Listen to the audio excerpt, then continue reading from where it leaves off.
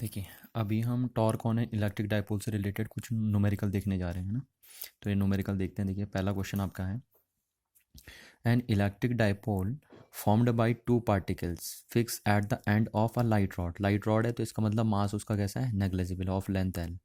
तो एक रॉड है, उसके वो एक इलेक्ट्रिक डाइपोल का फॉर्मेशन कर रहा है और उस रॉड का मास आपका कैसा है, negligible. The mass of each particle is M and charge are minus Q and plus Q. The system is placed in such a way that the dipole axis parallel to uniform electric field that exists in a region. यानी कहने का मतलब है जो dipole की access है वो uniform electric field के पैरेलल रखी हुई है, यानी उसके डायरेक्शन में रखी हुई है. The dipole is slightly rotated about its centre and then release. और डाइपोल को उसके सेंटर के अबाउट क्या किया, रोटेट किया और देन रिलीज कर दिया. तो so that for a small angular displacement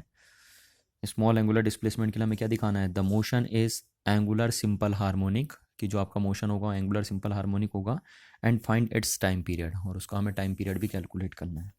तो आइए देखते हैं कैसे हम इस न्यूमेरिकल को अटैम्प्ट करें. तो इसका सोल्यूशन हम यहाँ से लिखते हैं. देखिए, हमारे पास क्या है, एक यूनिफॉर्म इलेक्ट्रिक फील्ड यहाँ पे रखा है. हमारे पास एक यूनिफॉर्म इलेक्ट्रिक फील्ड है.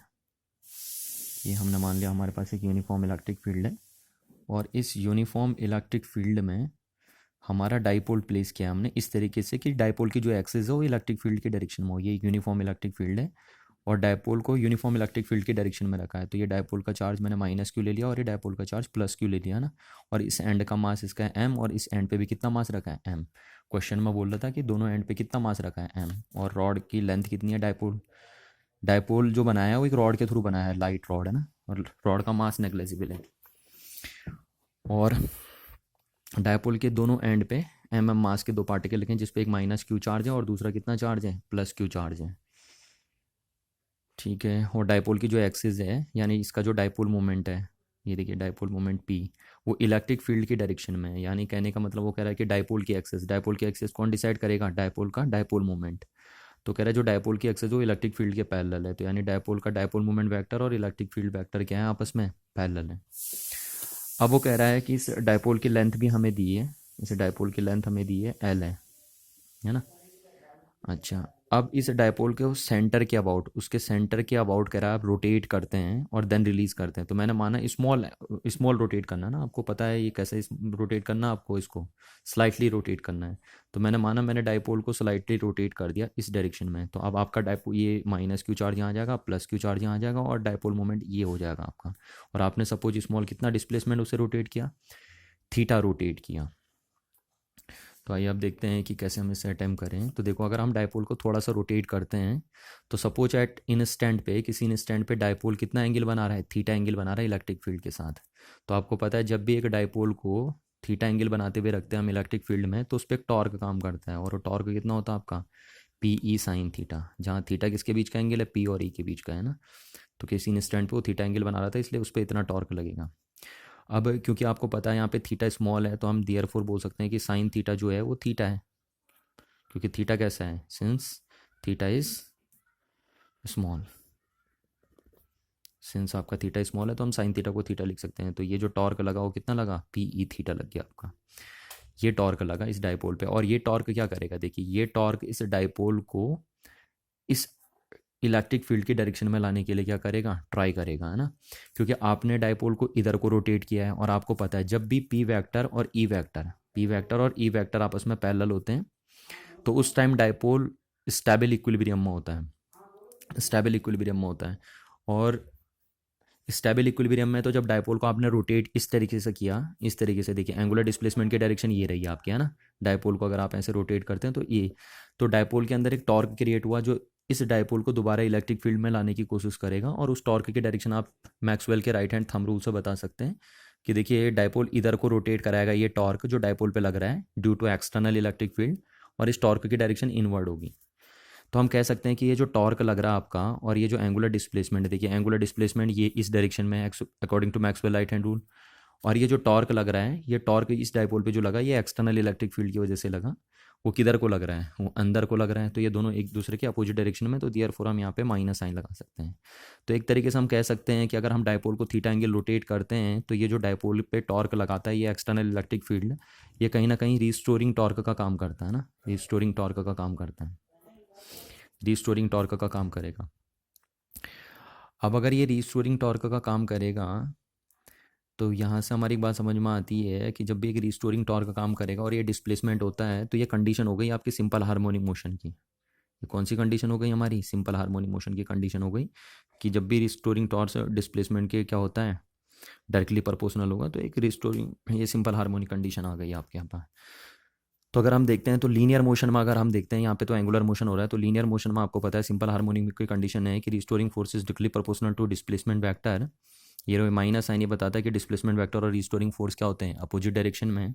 और यहाँ से हम हटाते हैं तो माइनस के एक्स आपका लगता है, और यहाँ से एफ की वैल्यू अगर हम एम ए रखते हैं तो माइनस के अपॉन एम एक्स होता है। और ये एम सॉरी एम ए रखा तो ये के इंटू एक्स हुआ, और यहाँ से ए इज क्या रखते हैं आप, के अपॉन एम इंटू एक्स। और ये ए इज आप क्या रखते हैं, के अपॉन एम को आप क्या लिख देते हैं, एंगुलर फ्रिक्वेंसी या angular velocity omega into x. And this is a acceleration of a particle which execute a simple harmonic motion, है ना, सिंपल हार्मोनिक मोशन या लीनियर मोशन। बट अब यहाँ पे तो एंगुलर मोशन हो रहा है, तो एंगुलर मोशन में हम बोलेंगे कि फोर्स के सामने आपका क्या आ जाएगा, टॉर्क, और इस डायरेक्टली प्रोपोर्शनल टू क्या होगा, एंगुलर डिस्प्लेसमेंट थीटा। अब यहाँ से हम हटाएंगे तो कांस्टेंट लगेगा के थीटा, और इस टॉर्क की वैल्यू देखिए क्या होगी, जैसे यहाँ पे आपने लिखा एम ए, तो एंगुलर मोशन में आपको पता है मास मोमेंट ऑफ इनर्शिया में कन्वर्ट हो जाएगा, और लीनियर एक्सीलरेशन एंगुलर एक्सीलरेशन में कन्वर्ट हो जाएगा, और माइनस के इंटू थीटा। तो यहाँ से आप एल्फा इक्वल निकाल सकते हैं के अपॉन आई इंटू थीटा। अब देखिए क्योंकि हमें एल्फा गिवन नहीं है ना, एंगुलर एक्सीलरेशन गिवन नहीं है, तो हम एल्फा को अगेन क्या लिखते हैं, देखिए एल्फा आपको पता है, एल्फा को हम क्या लिख सकते हैं, एल्फा को हम टाउ अपॉन आई लिख सकते हैं, तो टाउ अपॉन आई हमने इसे लिख दिया, ठीक है। एल्फा को हम क्या लिखेंगे, टाउ अपॉन आई लिख देंगे, क्योंकि एल्फा हमें गिवन नहीं है ना, हमें टाउ गिवन है, तो एक तरीके से हम ये लिखेंगे, एंगुलर एक्सीलरेशन गिवन नहीं है, एंगुलर फोर्स हमें गिवन है, माइनस ओमेगा अपॉन के अपॉन आई को हम क्या लिख देते हैं, माइनस ओमेगा स्क्वायर, है ना, एंगुलर वेलोसिटी या एंगुलर फ्रिक्वेंसी हम इसे कॉल करते हैं, और इंटू थीटा हो गया आपका। अब जो टॉर्क है आपका, ये देखिए ये तो मोमेंट ऑफ इनर्शिया है इस डाइपोल का अबाउट दिस एक्सेस, क्योंकि इस एक्सेस के अबाउट रोटेट कर रहा है, वो क्वेश्चन में आपको दे रहा है ना कि सेंटर के अबाउट क्या कर रहा है डाइपोल, रोटेट कर रहा है। हम इसे सेंटर के अबाउट रोटेट करवाते हैं ना, यहाँ पे कहीं लिखा था सेंटर के अबाउट रोटेशन होता है। तो हम ये देखते हैं कि जो मोमेंट ऑफ इनर्शिया होगा इस सिस्टम का, वो किसके अबाउट होगा, सेंटर के अबाउट होगा। तो यहाँ से हमारा जो टॉर्क आया, टाउ हमारा कितना था, टाउ हमारा था माइनस पी ई थीटा, ये रिस्टोरिंग टॉर्क, और ये आपका बना upon I is equal to बना माइनस ओमेगा स्क्वायर थीटा, ये थीटा से थीटा कैंसिल, माइनस है माइनस आपका कैंसिल, और पी के सामने हम देखिए क्या लिख सकते हैं, पी क्या होता है, डाइपोल मोमेंट, और डाइपोल मोमेंट क्या होता है, either charge into the distance between two charges. तो यहाँ पे दोनों चार्ज के बीच की डिस्टेंस कितनी दी है हमें, एल दी है, तो क्यू इंटू एल हमने लिख दिया पी की वैल्यू, और ये आपका हो गया ई। अब देखिए मोमेंट ऑफ इनर्शिया, इस सिस्टम का मोमेंट ऑफ इनर्शिया क्या होता है, आपको पता है मोमेंट ऑफ इनर्शिया होता है आपका mass into product of mass and square of the radius of rotation. Suppose मैं जैसे बोलता हूँ कि अगर एक ऑब्जेक्ट है जिसका मास ये m है और ये इसकी रेडियस r है, और इस पॉइंट के अबाउट रोटेट कर रहा है, एक m मास का पार्टिकल जो पॉइंट ऑफ रोटेशन से r डिस्टेंस पे है, और ये अगर रोटेट कर रहा है, तो इसका जो मोमेंट ऑफ इनर्शिया होगा आपका, ये जो इसका मोमेंट ऑफ इनर्शिया आएगा आपका, वो क्या होगा, product of mass of this particle and square of its radius of rotation. तो यहाँ से हम बोलते हैं कि जो मोमेंट ऑफ इनर्शिया इसका कितना होगा, तो देखिए इस पार्टिकल का मोमेंट ऑफ इनर्शिया कितना होगा ना, इसका मोमेंट ऑफ इनर्शिया कितना होगा, इस पार्टिकल का मोमेंट ऑफ इनर्शिया कितना होगा, यह आपकी कितनी हो गई L/2, और ये इसका मास, तो इसका कितना हो गया m, और m r स्क्वायर होता है, तो r यहाँ पे क्या है, r यहाँ पे है आपकी L/2, तो L/2 का होल स्क्वायर। तो ये इसका मोमेंट ऑफ इनर्शिया आ गया, इस पार्टिकल का मोमेंट ऑफ इनर्शिया आ गया इस पॉइंट के अबाउट। सिमिलरली इसका भी निकालेंगे आप, तो इसका भी क्या आएगा, सेम यही आएगा, तो हम 2 से मल्टीप्लाई कर देंगे पूरे सिस्टम का मोमेंट ऑफ इनर्शिया। तो ये इस डाइपोल का मोमेंट ऑफ इनर्शिया आ गया अबाउट दिस एक्सिस, इस एक्सिस के अबाउट मोमेंट ऑफ इनर्शिया निकाल दिया हमने, और ये आपका बना ओमेगा स्क्वायर। तो यहाँ से हम बोल सकते हैं कि QLE अपॉन, ये देखिए यहाँ ये 4 ऊपर जाएगा और ये 2 नीचे, तो कटा, तो यहाँ पे आपका बचेगा कितना 2, और ये आपका बन गया कितना नीचे m और एल स्क्वायर। अब एक एल से एल भी कट गया तो मैंने यहाँ से एल भी कैंसिल आउट कर दिया, तो ये आपका बना ओमेगा स्क्वायर। तो यहाँ से हम बोल सकते हैं कि जो ओमेगा स्क्वायर की आपकी वैल्यू आई है वो ओमेगा स्क्वायर की वैल्यू आपके अंडर रूट कितनी आ गई है, ओमेगा की वैल्यू निकाल देते हैं हम सीधे ना। तो टू क्यू ई अपॉन कितना बना आपका, अपॉन बन गया आपका एम एल। तो ये हमारी ओमेगा की वैल्यू आ गई, यानी एंगुलर वेलोसिटी आ गई है। और यहाँ पे आपको थोड़ा ध्यान रखना है कि हमने जो टॉर्क निकाला है यहाँ पे टाउ के अल्फा के सामने हमने क्या दोबारा पुट कर दिया था, टाउ अपॉन आई है ना, क्योंकि टाउ हमें गिवन था, और आई हमने मोमेंट ऑफ इनर्शिया निकाल दिया इस फॉर्मूले से, तो हमारे एंगुलर वेलोसिटी आ गई।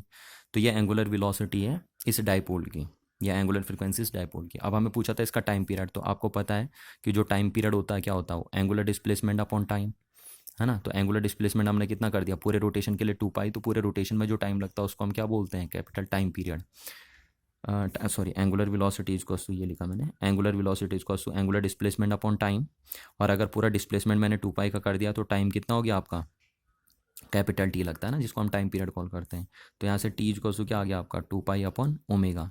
तो यहाँ से 2 पाई और ओमेगा की वैल्यू आप यहाँ से अगर पुट कर देंगे तो आपकी ओमेगा की वैल्यू आ जाएगी अंडर रूट, इसको उल्टा करके लिख देंगे हम, तो ये आपके आ गई अंडर रूट आपका आ गया 2 ml upon, sorry, ml upon 2QE। This is a time period of this dipole. इस डाइपोल का ये क्या होगा, टाइम पीरियड होगा ना। इस ये जो डाइपोल क्या कर रहा है, एंगुलर सिंपल हार्मोनिक मोशन कर रहा है, उसका ये टाइम पीरियड होगा। T is equals to 2 pi under root M L upon 2QE। देखिए, अब यहाँ पे मैं एक टॉपिक डील कर लेता हूँ, फिर इससे रिलेटेड हम एनसीईआरटी का एक न्यूमेरिकल देखेंगे, है ना। कि अगर इलेक्ट्रिक डाइपोल को हम कहाँ रख देंगे, नॉन यूनिफॉर्म इलेक्ट्रिक फील्ड में। तो electric dipole in non uniform electric field. हमने एक बार कल हमने डिस्कस किया था कि अगर हम इलेक्ट्रिक डाइपोल को यूनिफॉर्म इलेक्ट्रिक फील्ड में रख देते हैं तो उस पर नेट फोर्स तो जीरो होता है डाइपोल पे, है ना, बट उस पर एक नेट टॉर्क लगता है। आज हम क्या करते हैं, आज हम देखते हैं कि अगर एक इलेक्ट्रिक डाइपोल को हमने कहाँ रखा है, नॉन यूनिफॉर्म इलेक्ट्रिक फील्ड में, तो क्या सिचुएशन होगी। तो मैं यहाँ पे एक नॉन यूनिफॉर्म इलेक्ट्रिक फील्ड बना देता हूँ। ये देखिए, इस तरीके से मैंने एक नॉन यूनिफॉर्म इलेक्ट्रिक फील्ड बना दिया। ये नॉन यूनिफॉर्म इलेक्ट्रिक फील्ड हमारा है और ये इस डायरेक्शन में ओरिएंटेड है। इलेक्ट्रिक फील्ड इस डायरेक्शन में ओरिएंटेड है, यानी एक्स डायरेक्शन में हमारा इलेक्ट्रिक फील्ड है नॉन यूनिफॉर्म।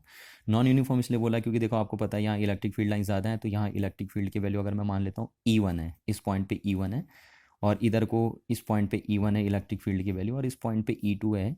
तो आपको पता है क्योंकि यहाँ number of electric field line ज़्यादा है, तो इस यहाँ इलेक्ट्रिक फील्ड की ज़्यादा वैल्यू ज़्यादा होगी, और यहाँ number of electric field lines in a particular region क्या है, कम है, तो यहाँ इलेक्ट्रिक फील्ड की इंटेंसिटी क्या होगी, कम होगी। तो ये कह सकते हैं हम कि नॉन यूनिफॉर्म इलेक्ट्रिक फील्ड हमारे पास है ना। क्यों नॉन यूनिफॉर्म इलेक्ट्रिक फील्ड को हमने ऐसे दिखाया है, पैरेलल यूनिफॉर्म इलेक्ट्रिक फील्ड को हम पैरेलल लाइन से दिखाते हैं और नॉन यूनिफॉर्म इलेक्ट्रिक फील्ड को हमने ऐसे दिखा दिया। यहाँ इलेक्ट्रिक फील्ड लाइन्स डेंसिटी ज़्यादा है तो इसलिए हम बोलते हैं यहाँ इलेक्ट्रिक फील्ड की स्ट्रेंथ ज़्यादा है, और यहाँ इलेक्ट्रिक फील्ड लाइन्स डेंसिटी कम है, इसलिए यहाँ पे क्या है, इलेक्ट्रिक फील्ड की इंटेंसिटी कम है। अब यहाँ पे हम एक डाइपोल को रख देते हैं। सपोज मैंने डाइपोल को इस तरीके से रख दिया कि डाइपोल का नेगेटिव चार्ज यहाँ रखा और ये डाइपोल का पॉजिटिव चार्ज हमने यहाँ पे रख दिया है। तो ये डाइपोल को हमने इस तरीके से रख दिया uniform non uniform electric field में। तो अब देखते हैं जरा क्या होता है ना। तो जब हम डाइपोल को ये डाइपोल हमारा है जिस पे एक एंड पे -Q चार्ज है और दूसरे एंड पे +Q चार्ज है, और हमने इसे नॉन यूनिफॉर्म इलेक्ट्रिक फील्ड में रख दिया है।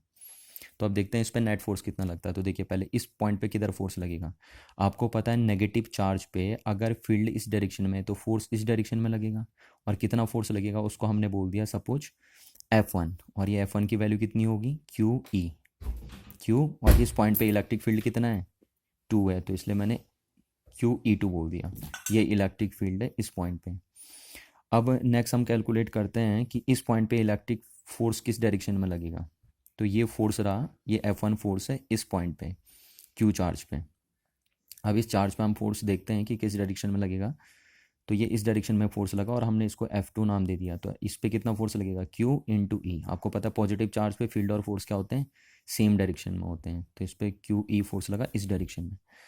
अब यहाँ पे क्योंकि इलेक्ट्रिक फील्ड की वैल्यू हमने कितनी ली है, E1, तो इसलिए हमने इसको क्या नाम दे दिया, E1। तो पहले चार्ज पे यानी पॉजिटिव चार्ज पे कितना फोर्स लगा, F2, और जिसकी वैल्यू क्या है, QE1, जहाँ पे E1 इलेक्ट्रिक फील्ड की इंटेंसिटी इस पॉइंट पे, और इस पॉइंट पे कितना फोर्स लगा है, -Q चार्ज पे F1, और उस F1 की वैल्यू क्या है आपके पास, Q इंटू E2।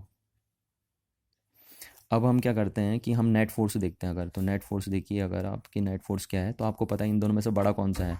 बड़ा ये वाला फोर्स आपका F2 है ना। तो F2 अगर आप देखेंगे तो नेट रिजल्टेंट इसी की डायरेक्शन में आएगा। तो हम नेट जब निकालते हैं तो हम क्या करते हैं F2 प्लस F1, क्योंकि जो बड़ा है हम नेट उसके डायरेक्शन में जाएगा तो इसलिए उससे पहले लिख देते हैं। तो F2 की वैल्यू क्या आ गई है आपकी QE1, और F1 की वैल्यू आपकी क्या है, F1 की वैल्यू क्या है आपके पास प्लस, और इसको हमने लिखा माइनस QE2। ये आपको पता है, तो Q यहाँ से हमने कॉमन ले लिया और ये क्या हो गया E1 माइनस E2। तो इसको हम लिख सकते हैं कि Q, और ये क्या हो गया आपका del E, change in electric field हम इसे बोल सकते हैं। तो अब इस केस में देखिए कि भले डायपोल पे नेट चार्ज जीरो है, पर डायपोल अगर नॉन यूनिफॉर्म इलेक्ट्रिक फील्ड में रख दिया जाता है तो उस पर नेट फोर्स जीरो नहीं होता। पर अगर यही डायपोल यूनिफॉर्म इलेक्ट्रिक फील्ड में रखा रहता तो इस डायपोल पे नेट फोर्स कितना होता, इस डायपोल पे हमारा नेट फोर्स जीरो होता। और ये नेट फोर्स लगा इस डायपोल पे है ना, ये डायपोल पे क्या है नेट फोर्स है। अब हमें पता है कि जो डायपोल मोमेंट होता है, डायपोल मोमेंट क्या होता है, either charge into the distance between two charges. तो यहाँ पे मैंने जो डायपोल की डिस्टेंस ली, क्योंकि डायपोल की डिस्टेंस फिक्स तो होगी नहीं है ना, क्योंकि डायपोल पे अपोजिट डायरेक्शन में फोर्स लग रहे हैं।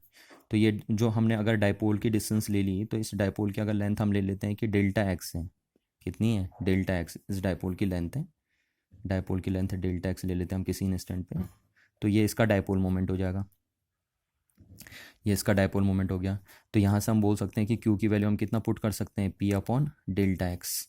तो एफ नेट कितना हो जाएगा डायपोल पे, एफ नेट हो जाएगा आपका Q के सामने हम कितना पुट कर लेंगे, P upon delta x into ये आपका DE बना आपका, ये DE बन गया, ये DE बना आपका। तो यहाँ से आप बोल सकते हैं कि जो आपका नेट इलेक्ट्रिक फील्ड बना वो कितना आया P, और ये आपका हो गया del E upon del X. इस तरीके से आप कॉल कर सकते हैं कि आपका नेट इलेक्ट्रिक फील्ड जो लगता है एक डायपोल पे वो इतना लगता है आपका, ये है आपका। तो अब अगर एक dipole non uniform electric field में रखा रहता है तो उस पर नेट फोर्स जीरो नहीं होता है ना। और अगर वही डायपोल यूनिफॉर्म इलेक्ट्रिक फील्ड में रखा रहता तो उस पर नेट फोर्स कितना लगता आपका, ज़ीरो लगता। तो अब डायपोल पे नेट फोर्स ही, और देखिए यहाँ पे हमने कन्वर्जन क्यों किया, यहाँ पे हमने कन्वर्जन इसलिए किया क्योंकि डायपोल का जो नेट फोर्स है हम उसे डायपोल मोमेंट के टर्म्स में लाते हैं, क्योंकि डायपोल की पहचान होती है उसके डायपोल मोमेंट से। तो इसलिए हम यहाँ पे कन्वर्जन किए थोड़ा सा कि क्यू के सामने हम क्या पुट करें, क्यू को क्यू रहना पसंद नहीं करा हमने, क्यू को हमने P अपॉन डेल्टा एक्स लिखना पसंद करा, जहाँ पे डेल्टा एक्स क्या है डायपोल की लेंथ है। तो इस तरीके से अगर एक डायपोल को हम नॉन यूनिफॉर्म इलेक्ट्रिक फील्ड में रख देते हैं तो उस पर नेट फोर्स जो लगता है वो इतना लगता है, इस तरीके से लगता है डायपोल पे नेट फोर्स। देखिए तो अभी अभी हमने एक टॉपिक पढ़ा था कि एक डायपोल को अगर हम नॉन यूनिफॉर्म इलेक्ट्रिक फील्ड में रख देते हैं तो उस पर आपका नेट फोर्स जीरो नहीं होता है ना डायपोल पे। अब हम उसी से रिलेटेड एनसीईआरटी का एक क्वेश्चन देखने जा रहे हैं। एनसीईआरटी की एडिशनल एक्सरसाइज का क्वेश्चन नंबर 27 ये है, in a certain region of a space the electric field is along z direction, है ना, इलेक्ट्रिक फील्ड आपका जेड डायरेक्शन में throughout. The magnitude of electric field is however not constant, और आपका जो ये यानी इलेक्ट्रिक फील्ड जेड डायरेक्शन में ओरिएंटेड है वो कॉन्स्टेंट नहीं है but increase uniformly along the positive z direction. और जो आपका इलेक्ट्रिक फील्ड है वो कंटिन्यूसली पॉजिटिव जेड डायरेक्शन में क्या कर रहा है, इंक्रीज होते जा रहा है। ये हमें गिवन है यहाँ पे along the Z direction at the rate of, और इस रेट से हो रहा है। तो यहाँ पे हम सॉल्यूशन में अगर लिख देते हैं तो सबसे पहले हम गिवन डेटा ही लिख देते हैं कि जो इलेक्ट्रिक फील्ड है देखिए वो कांस्टेंट नहीं है। तो जो इलेक्ट्रिक फील्ड है उसमें चेंज है, और किसके रिस्पेक्ट में चेंज है, जेड डायरेक्शन के रिस्पेक्ट में उसमें चेंज है। तो हम बोलते हैं change in electric field with respect to Z direction is, और ये चेंज आपका जो है rate of change, that's are known as rate of change of electric field with respect to z direction is, तो we have to given this rate change is 10⁵ Newton पर Coulomb पर metre, ये आपको दिया है रेट ऑफ चेंज। अब कह रहा है what are the force and torque experience by a system. अब ये जो डाइपोल आपका रखा है वो कितना टॉर्क और कितना नेट फोर्स का एक्सपीरियंस करेगा कह रहा है, वो हमें कैलकुलेट करना है। और the having total dipole moment, और जो टोटल डाइपोल मोमेंट दिया है इस डाइपोल का वो आपको दिया है, डाइपोल मोमेंट इस, ये आपका डाइपोल मोमेंट दिया है आपका 10⁻⁷ कूलॉम मीटर। ये आपका डाइपोल का डाइपोल मोमेंट गिवन है in the negative Z direction, और ये जो आपका डाइपोल है वो नेगेटिव जेड डायरेक्शन में लिखा है। तो इसलिए मैं यहाँ पे -k लिख देता हूँ, क्योंकि जेड डायरेक्शन वो कह रहा है नेगेटिव जेड डायरेक्शन में आपका। तो यहाँ से लेके चलते हैं, मैं यहाँ पे बना देता हूँ थोड़ा सा फिगर बना देता हूँ। यह आपकी सपोज हमने मान ली एक्स एक्सेज है, ये वाई एक्सेज हमारी है, और ये जेड एक्सेज है। अब हमारा जो इलेक्ट्रिक फील्ड है वो जेड डायरेक्शन में ओरिएंटेड है, पर ध्यान रखिए इलेक्ट्रिक फील्ड यूनिफॉर्म नहीं है, नॉन यूनिफॉर्म है, यानी कंटिन्यूसली हम जैसे जैसे अलॉन्ग जेड डायरेक्शन में चलते रहेंगे तो इस इलेक्ट्रिक फील्ड की वैल्यू क्या होती रहेगी, कंटिन्यूसली इंक्रीज होती रहेगी, और इसका जो रेट ऑफ चेंज है इंक्रीज होने का वो हमें गिवन है यहाँ पे 10⁻⁵ न्यूटन पर कूलम पर मीटर है। अब जो हमारा डाइपोल रखा है वो कुछ इस तरीके से रखा है कि उसका हमारा जो डाइपोल है उसका डाइपोल मोमेंट हमें गिवन है ना। तो हमारे डाइपोल का डाइपोल मोमेंट हमें गिवन है, और ये डाइपोल जो हमारा ओरिएंटेड है वो नेगेटिव जेड डायरेक्शन में है। तो आपको पता है जो डाइपोल होता है आप उसको एक माइनस क्यू और एक प्लस क्यू चार्ज से बनता है, जिन पे चार्ज का मैग्नीट्यूड इक्वल होता है, डायरेक्शन अपोजिट होती है। तो आपको पता है डाइपोल मोमेंट की डायरेक्शन होती है from negative charge to positive charge, है ना। ये डाइपोल मोमेंट की डायरेक्शन होती है from negative charge to positive charge. और यहाँ पे हमसे क्वेश्चन में क्या पूछ रहा है कि dipole is oriented in negative Z direction. तो हमारा डाइपोल नेगेटिव जेड डायरेक्शन में, यानी हमारा जो डाइपोल है उसका dipole moment negative Z direction में है। तो कुछ इस तरीके से हम बोल सकते हैं कि हमारा डाइपोल कुछ इस तरीके से रखा है कि ये नेगेटिव चार्ज है इस डाइपोल का, और ये पॉजिटिव चार्ज है इस डाइपोल का, ये पॉजिटिव चार्ज है ना इस डाइपोल का। तो ये हमारे पास ले लिया हमने कि ये पॉजिटिव चार्ज है, नेगेटिव चार्ज है, और ये डाइपोल की लेंथ हमने मान ली यहाँ पे डी जेड है, सपोज ये डाइपोल की हमने लेंथ ले ली डी जेड।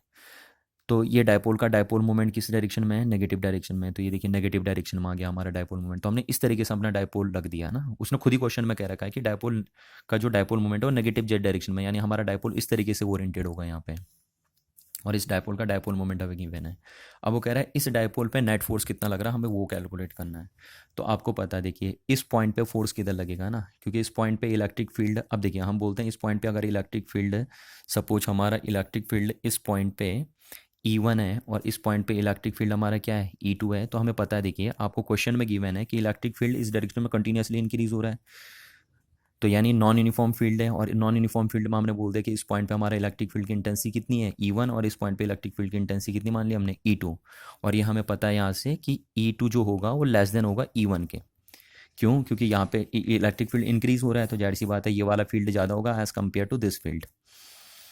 अब इस पॉइंट पे हमें फोर्स निकालना है, हमें निकालना है कि डाइपोल पे नेट फोर्स और नेट टॉर्क कितना लगा है। तो पहले हम नेट फोर्स निकाल देते हैं डाइपोल पे। तो देखिए यहाँ पे हमारा ये जो डाइपोल है, इस डाइपोल पे फोर्स किधर ये डाइपोल के इस चार्ज पे फोर्स किधर लगेगा। तो ये जो डाइपोल का नेगेटिव चार्ज है, नेगेटिव चार्ज पे अगर पता आपको कि फील्ड इधर है तो फोर्स अपोजिट डायरेक्शन में लगेगा। तो इस पे फोर्स इस डायरेक्शन में लगेगा, और कितना फोर्स लगेगा उसे हमने ले लिया सपोज F1 है, और उस F1 की वैल्यू क्या होगी, charge into the electric field at this point. तो E1 हमने लिख दिया, इतना फोर्स लगेगा इस नेगेटिव चार्ज पे due to this non uniform electric field, है ना। तो ये QE1 फोर्स लगा इस पे। अच्छा, इस चार्ज पे किधर फोर्स लगेगा, तो देखिए फील्ड इस डायरेक्शन में है, तो पॉजिटिव चार्ज पे फील्ड और फोर्स सेम डायरेक्शन में है, तो इस डायरेक्शन में फोर्स लगेगा, और कितना फोर्स लगेगा उसे हमने F2 ले लिया सपोज। और F2 कितना होगा, देखिए Q, इसका चार्ज कितना है और इस पॉइंट पे इलेक्ट्रिक फील्ड की इंटेंसिटी कितनी है, तो E2 हो गया आपका। तो इतना फोर्स लगा। अब देखिए जरा ध्यान से, तो ये दोनों फोर्स अपोजिट डायरेक्शन में है ना, अपोजिट डायरेक्शन में। तो एक इधर है एक इधर है, तो अगर हम बोलें कि नेट फोर्स कितना होगा आपका, तो देख लीजिए बड़ा कौन है आपका, आपको पता है ये जो फोर्स, क्योंकि ये दोनों का चार्ज तो सेम है, तो ये इलेक्ट्रिक फील्ड की इंटेंसिटी लेस है और ये ज़्यादा है, तो इसलिए F1 बड़ा हो जाएगा। तो जो रिजल्टेंट आएगा वो नीचे डायरेक्शन में आएगा, इस डायरेक्शन में आएगा जो इनका नेट फोर्स आएगा। तो इसलिए हम पहले F1 को लिख देते हैं, F1 प्लस F2। तो जो F1 आपका वैल्यू उसकी है QE1, और प्लस F2 की वैल्यू आपकी कितनी है, माइनस QE2। ये वैल्यू है क्योंकि नेगेटिव जेड डायरेक्शन में, इसलिए हमने माइनस लिख दिया यहाँ पे इस तरीके से आपका। तो Q कॉमन आ गया, तो यहाँ से क्या हुआ E1 माइनस E2। तो यहाँ से आपका बना Q इंटू डेल्टा ई। देखिए अभी यही डेरिवेशन हमने किया था एक तरीके से, जब मैं अभी आपको पढ़ा रहा था कि एक डाइपोल को अगर नॉन यूनिफॉर्म इलेक्ट्रिक फील्ड में रख देते हैं तो क्या होता है आपका। तो ये नेट फोर्स लगा इस डाइपोल पे। अभी जो नेट फोर्स लगा, तो देखिए हमें चार्ज तो गिवन है नहीं, तो हम इसको फिर वही, हमें डाइपोल का क्या गिवन था, डाइपोल मोमेंट गिवन है, और उसका rate of change of electric field given है with respect to Z direction. तो मैंने वहाँ पे भी उस डेरिवेशन में भी आपको बताया था कि हमने देखा था कि हमने जो नेट फोर्स था उसको इस टर्म्स में नहीं रहने दिया था, हमने उसको डाइपोल मोमेंट के टर्म्स में कन्वर्ट कर दिया था। तो यहाँ से हम सिंस बोल सकते हैं कि जो डाइपोल मोमेंट होता है एक डाइपोल का, वो कितना होता है Q into length of dipole. तो यहाँ पे लेंथ ऑफ डाइपोल कितनी है, Z, है ना, DZ। ये length of the dipole DZ हमने ली है, तो Q इसको हम क्या पुट कर सकते हैं, P/DZ। तो यहाँ से मैंने क्या किया, इस इक्वेशन को मैंने क्या किया, ये DE है और इसको मैंने DZ से डिवाइड भी कर लिया और मल्टीप्लाई भी कर लिया, है ना, अपनी मर्जी से DZ से मल्टीप्लाई और डिवाइड कर लिया, तो कोई फ़र्क नहीं पड़ेगा हमें, ये तो मैंने वैसे ही आपको नॉलेज के लिए बताया। तो ये हमने इसको क्या कर दिया, डी जेड से मल्टीप्लाई भी कर दिया और डिवाइड भी कर दिया आपका, है ना, कोई फ़र्क नहीं पड़ा। अब देखिए क्या होगा, तो एफ नेट जो आपका आया, एफ नेट कितना आया आपका, देखिए Q into D Z, Q into D Z आपका कितना बन जाएगा, क्यू इंटू डी जेड आपका बन गया पी, और ये बना आपका D E over D Z. अब पी तो आपको गिवन है, पी हमें कितना गिवन है, पी की वैल्यू हमें गिवन है 10⁻⁻7 और एम की एस में ही गिवन है, और D E upon D Z कितना गिवन है हमें 10⁻5 गिवन है। तो ये आपका आ गया 10⁻2 और क्या आ जाएगा, न्यूटन में आ जाएगा। और इस नेट फोर्स की डायरेक्शन क्या होगी, इस नेट फोर्स की डायरेक्शन होगी माइनस के कैप, मैं यहाँ पे लिख देता हूँ क्योंकि इस नेट फोर्स की डायरेक्शन इस डायरेक्शन में आएगी ना, तो ये माइनस के कैप आया। तो ये हमारे फर्स्ट पार्ट का आंसर आया। अब हमें निकालना है नेट टॉर्क, नेट टॉर्क कितना लगा इस डाइपोल पे। तो देखिए क्योंकि डाइपोल आपको पता है, देखिए कि जो आपका डाइपोल पे, ये जो डाइपोल है वो इलेक्ट्रिक फील्ड आपका इस डायरेक्शन में है ना, इलेक्ट्रिक फील्ड किस डायरेक्शन में है, जेड डायरेक्शन में आपका, और जो डाइपोल मोमेंट है वो नेगेटिव जेड डायरेक्शन में है, यानी ई वेक्टर और पी वेक्टर के बीच एंगल कितना है, angle between E vector and P vector, ये एंगल कितना है E vector and P vector के बीच आपका 180 डिग्री, 180 डिग्री। तो इन दोनों के बीच में आपका एंगल कितना है 180 डिग्री है ना, E vector and P vector. देखिए पी वेक्टर आपका इस डायरेक्शन में और ई वेक्टर इस डायरेक्शन में है, तो दोनों के बीच, दोनों एक दूसरे के एंटी पैरेलल है, यानी ई वेक्टर और पी वेक्टर एंटी पैरेलल है एक दूसरे के, तो इन दोनों के बीच एंगल कितना है 180 डिग्री है।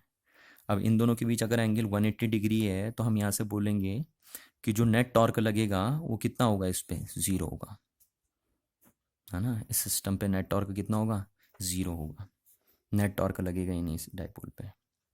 क्योंकि देखिए टॉर्क होने के लिए क्या होना चाहिए ना, आपको पता है टॉर्क होने के लिए क्या होता है, टॉर्क होने के लिए आपको क्या होना चाहिए, आपको पता है टॉर्क की वैल्यू क्या होती है, force into the perpendicular distance of this force from the axis of, force into the perpendicular distance of the line of action of this force from the point of rotation।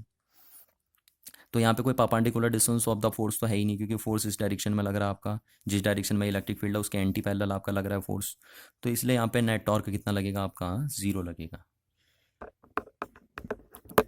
तो देखिए आप इस बात का यहाँ पे ज़रूर ध्यान रखेंगे कि जो नेट टॉर्क होगा ये डाइपोल पे वो 0 लगेगा। और क्यों बार बार मैं आपसे कह रहा हूँ कि नेट टॉर्क इस डाइपोल पे 0 क्यों लगेगा, क्योंकि आपको पता है कि टॉर्क का जो फॉर्मूला है वो है force into the perpendicular distance of the force from the point of rotation, है ना।